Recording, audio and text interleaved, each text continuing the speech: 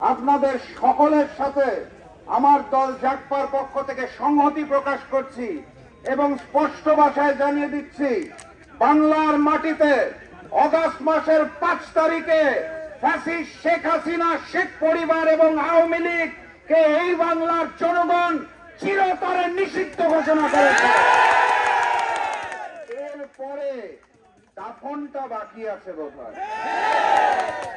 এইখানের এই আন্দোলন থেকে আওয়ামী লীগের অপরাজনীতিকে চিরতরে দাফন করেই আমরা গড়ে তুলব। ওই ফ্যাসিস্ট শেখ হাসিনা রাজনীতি করতেন না। ভারতের তিলকওয়ালি মুখ্যমন্ত্রী ফ্যাসিস্ট শেখ হাসিনা ভারতের জন্য কাজ করতেন, সেটাকে আমরা আজকে এখানে দাঁড়িয়ে শপথ গ্রহণ করতে চাই। অগাস্ট মাসের 5 তারিখে হাজারো শহীদ পরিবার রায় জানিয়ে দিয়েছেন, বাংলার অপমর জনতা রায় জানিয়ে দিয়েছেন। অতএব বাংলার মাটিতে আওয়ামী লীগের রাজনীতি আর চলবে না। এই অন্তর্বর্তী সরকারকে স্পষ্ট ভাষায় জানিয়ে দিতে চাই, আপনারা ছাত্রলীগকে নিষিদ্ধ করেছেন, কিন্তু ছাত্রলীগকে অর্থদাতা, অস্ত্রদাতা, আদেশদাতা আওয়ামী লীগকে আপনারা নিষিদ্ধ করতে পারছেন না। এখন আবার নতুন নতুন গুজব শোনা যাচ্ছে, গল্প শোনা যাচ্ছে, এরপর নাকি যুবলীগ নিষিদ্ধ হবে, স্বেচ্ছাসেবক লীগ নিষিদ্ধ হবে, মহিলা লীগ নিষিদ্ধ হবে, কৃষক লীগ, তাঁতি লীগ নিষিদ্ধ হবে।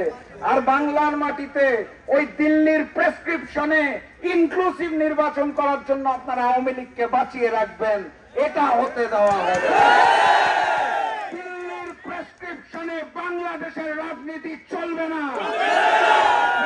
শেখ হাসিনা এবং মুজিববাদের রাজনীতি চলবে না। কথাবার্তা পরিষ্কার। ইউনূস সাহেব রাতে ঘুমিয়েছেন কিনা জানি না, জনতার আওয়াজ আপনার কানে পৌঁছেছে কিনা জানি না। সকালের নাস্তার পর চোখ কান খোলা রেখে দেখুন, শুধুমাত্র যমুনার সামনে নয়, সারা বাংলাদেশে আওয়াজ উঠেছে আওয়ামী লীগ চিরতরে নিষিদ্ধ। আমি আপনাদেরকে শুধুমাত্র এটাই আবেদন জানিয়ে যেতে চাই, প্রয়োজনে আবারও রক্ত দেব, কিন্তু বাংলার মাটিতে ওই মুজিববাদ আর শেখ হাসিনার রাজনীতি করতে দেব না। তার পর্যন্ত আমি আমার দল আপনাদের সাথে অবস্থান নিচ্ছি, কোন দলীয় ক্রেডিট চাই না। আবারও ওই ঐক্য হবে, ছাত্র জনতার ঐক্য হবে ইনশাআল্লাহ। সেই দিনের স্বপ্ন রেখে আজকের মতো বিদায় নিচ্ছি। শুধু শেষ কথা বলতে